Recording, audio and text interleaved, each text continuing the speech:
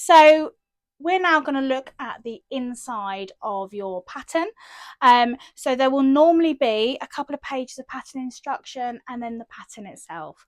So this is the pattern instruction page, or one of many, and this is such useful information and is quite often overlooked by sewers. So I'm going to talk you through each section bit by bit, and explain what each of them mean.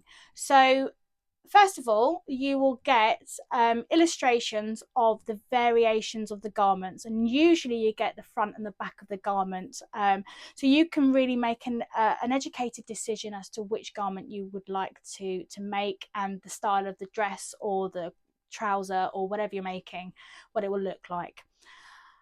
So that's the variation section. This section here will allow you to identify which pattern pieces need to be cut for the variation that you're making. Now, pattern pieces there may be lots and lots which aren't relevant and don't correlate with the dress or the garment that you're making. So it's really important not to spend lots of time cutting out all these different pattern pieces, because actually they may not be required.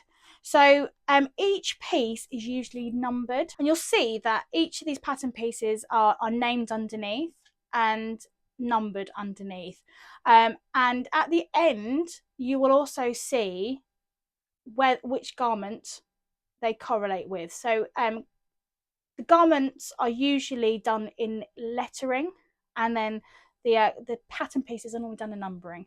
So in this instance, if I was making garment A, I would need piece 1 through to 14.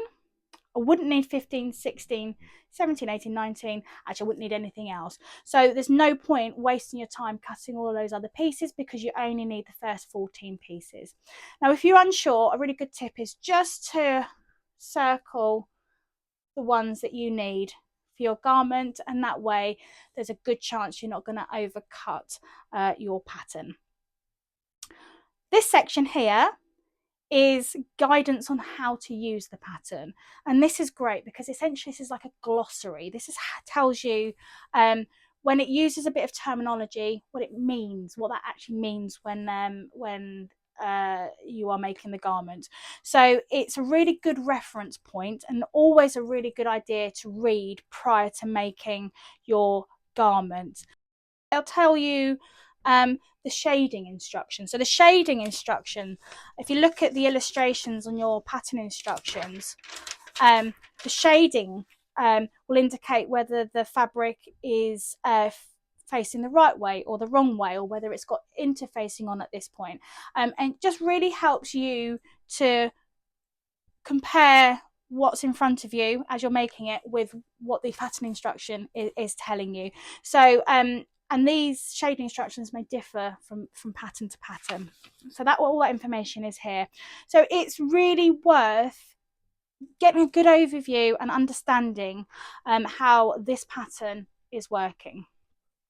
And then underneath here, you normally find cutting layouts. Now, cutting layouts are extremely useful when you're starting out sewing, because it will tell you how to lay out your pattern on the fabric to cut it all out, so you don't miss a piece, you don't end up cutting something against the wrong line, you don't end up with duplicate pieces.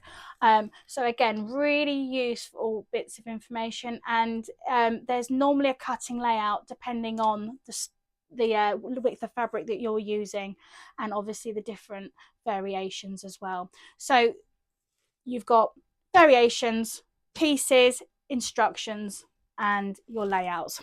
Finally, what you get is some pretty comprehensive instructions. Now, what's worth noting is that if you do have a garment that has lots of different variations, that some of the instructions will not be relevant to your piece. So again, you want to make sure that you're circling the instructions that you need to pay attention to, and ignoring anything that isn't relevant. So yeah, so that's what you'll find inside of a pattern.